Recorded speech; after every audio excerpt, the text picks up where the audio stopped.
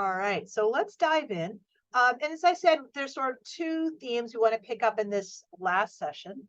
And the first one is really the alignment, or more possibly misalignment, of the gray area with democratic values, and really trying to sort of think a little bit about tensions between loyalty to clients, the state, and society in the context of taxation.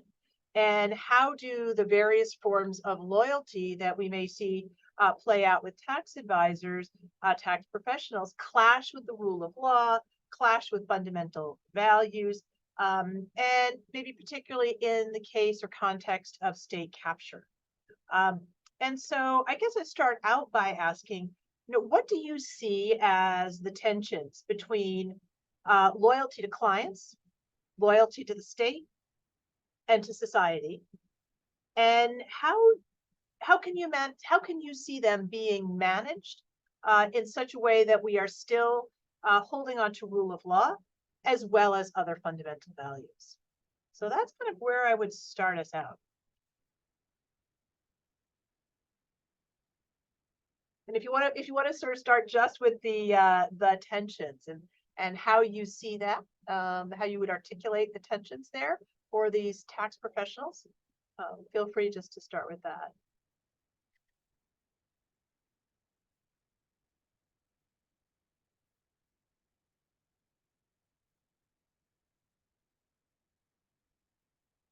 Carlos? So we can start out the discussion. I think you and Costa put it out very clearly in your paper earlier this year. Obviously, the incidence of the gray area distorts the relationship between tax authorities and taxpayers in a way that actually may lead to distort the very fundamentals of democracy, as long as they can influence even the entire political process, as long as since the economic gain obtained out of tax avoidance may lead to these people who actually already has wide economical power to gain even more economical power and more relationships through the phenomenon of revolving doors and so forth, that may lead actually to a diversion in the design and implementation of policies, not for the welfare of people, not for the equal good of all of constituents, but to the better fare of these groups, completely distorting the political process and throwing out democracy. John, and then Ted. Yeah, thank you.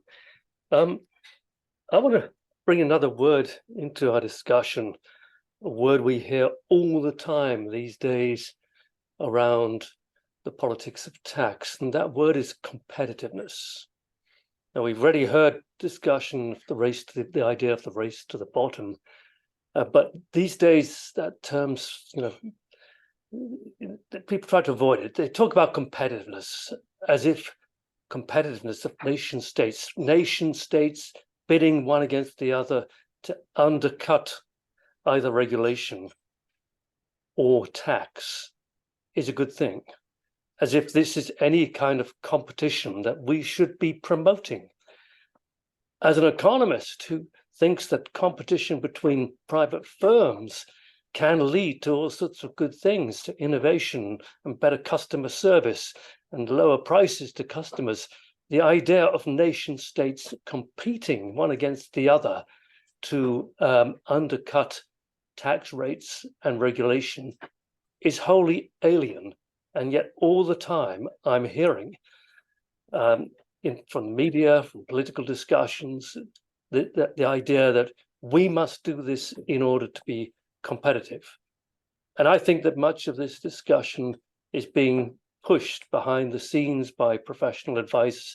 I just happen to know because yesterday I was talking at a Labour Party meeting. I was invited as a guest to talk about tax policy. And right right from the start, there were people on secondment at that table on secondment from two of the big accounting firms in Britain, talking about, yes, but we must make sure that our tax policies are competitive.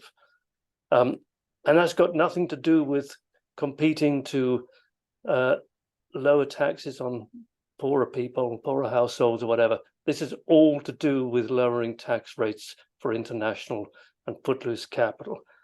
So I think we need to address this as well, because I think this narrative at a global level is, first of all, extraordinarily damaging to the global south. And I'm very conscious of what Samar was talking about earlier. We need to bring this into the discussion, because this is yet another form of disguised, well, not so disguised, imperialism. But also, I think we need to talk about how it's affecting democracy, because it's like a trump card. Yeah, we'd love to do all sorts of good things like provide schools and hospitals, but we have to have a competitive tax base, and that means we're going to bid away billions of taxes in order to attract capital. And I think that's possibly my biggest fear. Conscious of what Ted said earlier about the Supreme Court, I'm very worried about similar things, a similar direction here in the UK and in many other parts of Europe. Ted. So I want to express a little bit of skepticism about the notion that undermining democratic values is principally a gray area problem. I actually think that that the hidden tax loopholes, tax subsidies that are perfectly legal, that were intended by, in our case, Congress, are far more of a threat to democratic values than any of these gray area problems at all. So I think, for example, of my efforts to try to figure out how to quantify subsidies in the tax system for oil and gas in the United States, and you go into the tax expenditure budget, what you discover is they're just almost impossible to find. It's completely non-transparent, even though the tax expenditure budget was intended specifically to try to make this kind of stuff transparent. And one of the principal reasons for that is that a lot of the subsidies are time value of money subsidies, and the basic tax expenditure budget ignores time value of money completely, which is bizarre. There is a second very small section of the tax expenditure budget on time value of money, but it uses as a discount rate the federal government's borrowing rate, which is bizarre because, of course, the subsidy actually depends on how much it's saving to the private entity. So they're using the wrong discount rate, and that in itself minimizes the scope of the subsidy. So once you start going through all this stuff, or look at real estate, which is probably the single most subsidized industry in the United States, it's almost impossible to figure out how all that's going on. And certainly, the average American voter has no understanding of how that all works. Philip. Yeah, that Theodore, that was the point that was trying to make at the beginning, but I wasn't able to make it so smartly. And I mean, there is, we all know that, going back to what's going on, it's the news of the moment, the BEPS and Action 1, the pillars, it's covering the news everywhere. It's very technical, but at the end of the day, what we have here is that Europe and the rest of the world agreed on Pillar 2 because in order to have the United States agree on Pillar 1. Now, Pillar 1 is going nowhere, and we have a directive on Pillar 2, and the US is not signing Pillar 2 because although it has a 21% tax rate, it believes that 15% will increase tax liability on its multinationals. Now, this, I think, is an example of what Theodore is saying. How can you keep a serious face by bringing about this kind of policy in international tax matters. I mean, this is really really hard to justify. It's really implausible how you are kicking the whole. I mean, I'm not saying that pillars are perfect, by no means. There are a lot of things that need to be fixed, but it's a huge effort to multilateralism, which I think it's certainly a good thing. Probably it should be handled by the United Nations rather than by 130 or whatever states around the world. We need to have a central tax authority probably, and then some kind of CCCTB that works globally. But this is utopistic probably. Yeah, so there are a lot of issues, but at the end, it's a step forward. It's really a step forward in terms of accountability, transparency, of seeing what is happening, because we are in a kind of a glass box where everybody can see what is happening. And the fact that the US is walking away from it, I think it's a real disgrace, really. And I'm not politically driven in saying this, really only from a technical standpoint. Thank you. Samar. Unmute button. I've lost my unmute button. Okay, so I mean, quickly coming back to what Philip said, I mean, the international tax, what we call tax frameworks are decided at OECD. There are 38 countries, not a single African country. I mean, it's unbelievable to me. How can you decide on such a massive initiative that impacts the whole, particularly Africa, and it's not a single African country in the OECD. Last time I checked, please correct me if I'm wrong. Okay, I'm actually currently on their page, and it says 20 countries originally signed the convention, as like countries from yeah. Sorry, Samar. There are many developing countries in the inclusive framework. African countries. Are they? No, I'm talking about OECD. Yeah, yes. Sorry to plug in. The inclusive framework. It's a body of the G20 OECD Yes. program for Action 1 and the challenges of digitalization on the world economy.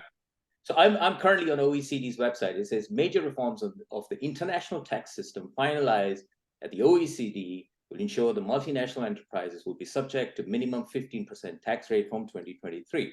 So major reforms are done at OECD where you don't have African representation. Right. So And I'll just jump in and sort of say, because I think that gets to a specific example, but I think the point you're both kind of raising it highlights when we're talking a little bit about who's designing the broader framework Absolutely. of international tax.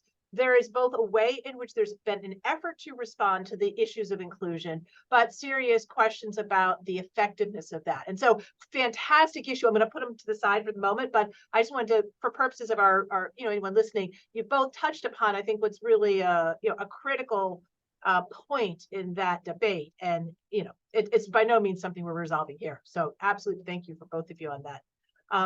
Robert, you had your hand up for something on this?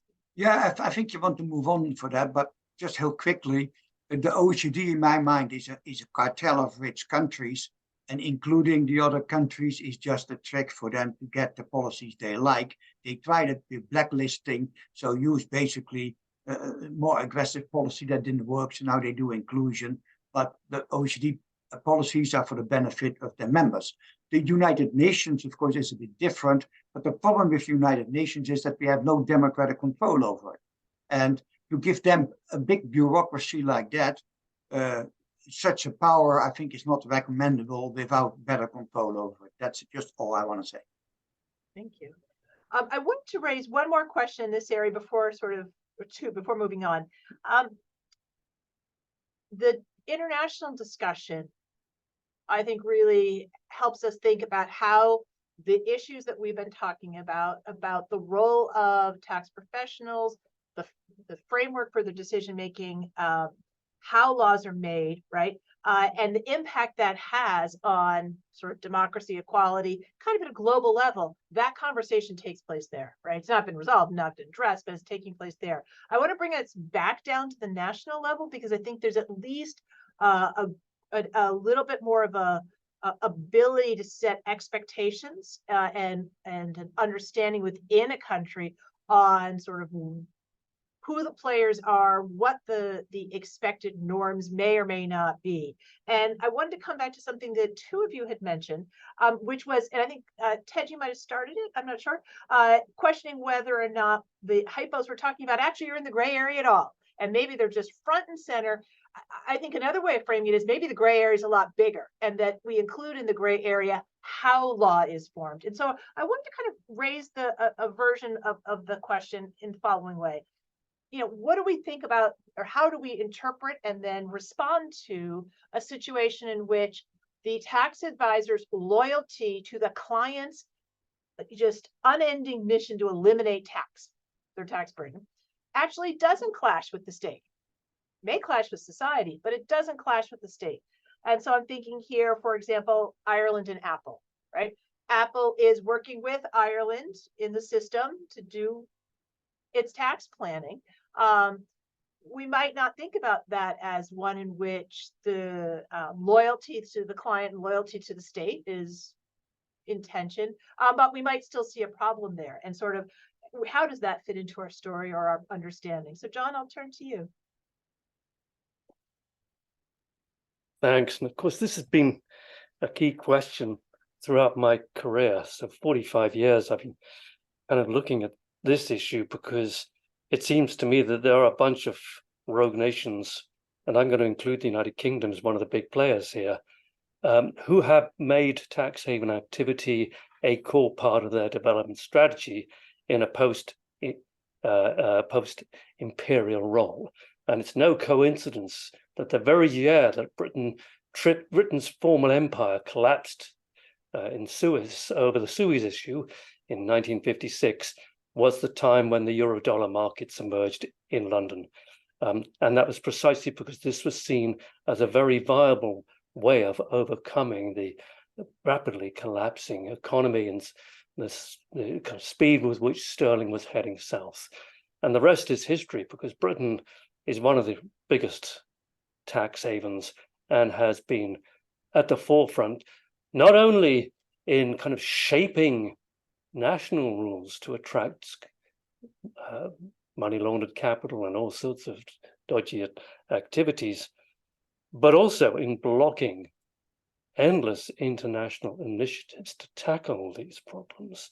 And it doesn't matter whether it's at the OECD or at the UN, and I straddle both of those organizations and have seen how both of those organizations have failed, because remember, Britain's on the Security Council along with some other very dubious states, and they're not going to be able to take not willing to take the UN that far down this route of reform, precisely because there are too many dubious states on the Security Council. So I kind of flagged that up as an issue around looking to the UN for solutions. I wouldn't look there. But I think that we do need to look very much at the way in which some countries like Britain, Ireland, Switzerland, and so on, have played a very major role in undermining the kind of rule-based international order. I think your grey area, well, there's many more than 50 shades of grey here. It goes right the way across many, many spectra and way into the white. Ted. Yeah, I'm not a political scientist and have not studied comparatively parliamentary versus the US system, which is not parliamentary at all. But it's my sense that the US system really fosters a lot more gray area problems than might be necessary, because each member of Congress needs to get on board, or at least some significant percentage need to get on board, and each tends to demand his or her own price for getting on board. I'm not sure the same dynamic operates in, let's say, the UK or France or Germany. So I recall specifically the one time I was involved in lobbying. We have a client who ran a series of formal wear rental establishments, and the question was, what is the depreciation period, the useful life for tuxedos? And what he wanted the useful life to be contracted from, I don't remember what it was, but he wanted to make it very, very short, because of course that would make his tax liabilities go down. So we went to the US Senator for Pennsylvania, where we were located, and we got him to put that clause in. And it's in the Internal Revenue Code. Why? To benefit a specific tuxedo rental donor to the senator's campaign. I'm not sure that that same kind of dynamic operates in parliamentary systems, at least not to the same extent. And I worry a lot about the extent to which we in the US are able to rationalize our system at all, given the way our campaign finance works. And Ted, that example just, I think, highlights some of the tensions in, I think, the question that would kind of come from our conversation, to the extent our session today is focused on the role of tax professionals in these problems that we're describing. How is it that you can regulate tax professionals in a way to get at this? And I think campaign finance, and where, for example, the US is on that, may place some limits on how effective we could be in targeting those sort of sources of at least some of the problems. We have just a little bit of time left, and I wanted to turn, there's so many questions I wanted to do, but I wanted to now turn to the last topic, and one that we've already touched upon, and that is sort of education and professional training, and thinking about how that can play into addressing a lot of the concerns we've identified in various dimensions, the role of the tax professional.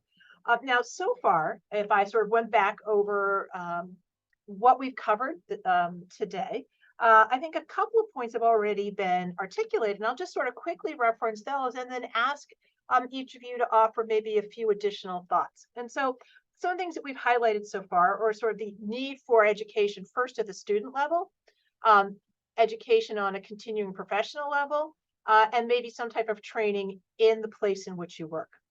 And we've seen and had some discussion about there may be more or less of that in tax as lawyers versus tax as accountants, CPAs. We've also seen some discussion that may vary by country, and also vary in terms of types of school. Do law schools versus business schools do it? Law schools in the US, which are postgraduate, as opposed to undergraduate in the UK or other places. So a lot of different dimensions on that, but we could, I think, run a thread through the idea that increasing, and presumably increasing with mandatory dimensions, that popped up in some side comment, that if you offered as simply an option, if you would like to learn about how to be ethical, come sign up for this class. So ideas of growing it in those areas and having it something that's more mandatory, that would be a baseline part of the conversation. But I think we have also touched upon the ways in which that has real limits. And so I guess the question I would put to you is sort of, if you had to offer one or two sort of next steps, we're going to do those kinds of things. We're going to try to do more education in this for the students. We'll have more requirements of firms. We'll have more professional expectations for continued certification. What else do you do, either with respect to those requirements or in some other way that moves us one step forward? Not asking for the world, just one step forward. So Paul, you've got your hand up. I'll start with you. Oh, you're muted? Paul, you're muted? Oh. Thank you. Sorry about that. Yep. I'm sort of at risk of being limited by the world that I live in, but I do see that whistleblower programs are actually very effective. And so, because you can have rules and you can have education, but if at the top the incentives, the financial incentives are driving folks to, twist the rules or, not follow the rules. You see time and again, I think maybe it was Samar who mentioned, folks will internally report and still there won't be compliance, and you need to give people a place to go. And so having, a mechanism, a hotline type mechanism, is sometimes effective. Certainly with the bar, there's an ethics hotline, which you can, call to get answers outside of your own firm. But in the case of, whistleblower programs, what you do is you open up an entirely other kind of, player in the game, which is money, that incentivizes people. The folks acting on behalf of the company or the firm are doing it for financial reasons. And if you give someone, sort of that additional, apart from the moral, impetus, which will spur many people, but also sort of the safety net of some reward, they will be much more inclined to act. And then it gets you compliance across the board. And that's why we've seen with the False Claims Act, enforcement went from like tens of millions to billions. The IRS has followed suit and introduced a whistleblower program. The SEC has a whistleblower program now. The CFTC has one. All these programs are bringing in, a substantial amount of revenue, both for the agency and rewarding whistleblowers in the process. And the product of that is better compliance, because firms realize that they can't control outcomes when folks have a vehicle for stepping outside of their organization and are going to be incentivized to do that. So more of that, in my mind, it's already, flourishing, but the more of that, the better, in my opinion. Thank you. Jason. Thanks.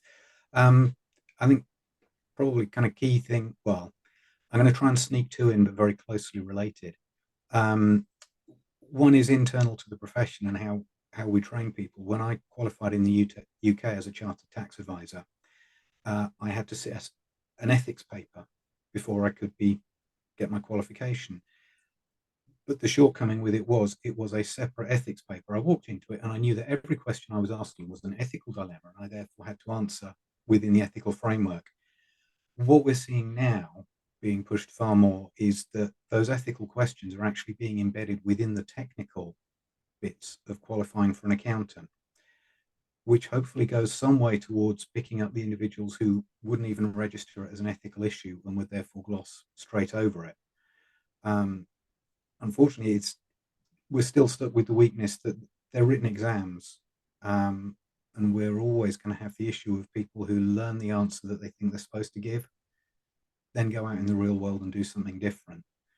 And that's where education of the wider public as to what accountants should be doing, how they should be behaving, is every bit as important. I mean, tax doesn't exist in a vacuum. The tax advice doesn't exist in a vacuum. Drawing something in from the work I've done on impact of bribery and corruption on SMEs, there's always a lot of talk about internal culture and corporate culture, and the old OECD guidance on dealing with bribery and corruption was that it's all about culture and tone from the top, which might work if you're in a global multinational, but doesn't work very much quite so well if you're in a three-man business. A tiny business like that, it gets its culture from its environment, its surroundings, the people the owner goes to the pub with. Its culture is external. And it's the same thing with tax advice. Yes, you can have corporate culture internally to the big firms. We've discussed the challenges of actually trying to get that to work. But for the smaller firms and their clients and those taxpayers, it's the external culture. And this is where things like whistleblowing hotlines can actually make such a difference. Now, the challenge, of course, is that for smaller entities, they have to be provided externally. You can't fund one yourself. But if they're there, interestingly, 2013, people reckoned the best way to deal with bribery and corruption was big, heavy penalties and criminal convictions.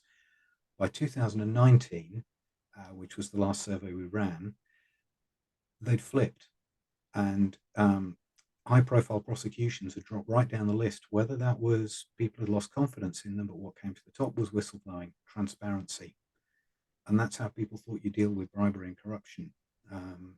So to have that same principle for tax, people knowing what tax should look like, what does good look like, and then calling people out when they don't behave, that's got to be a good way forward to improve standards across the board.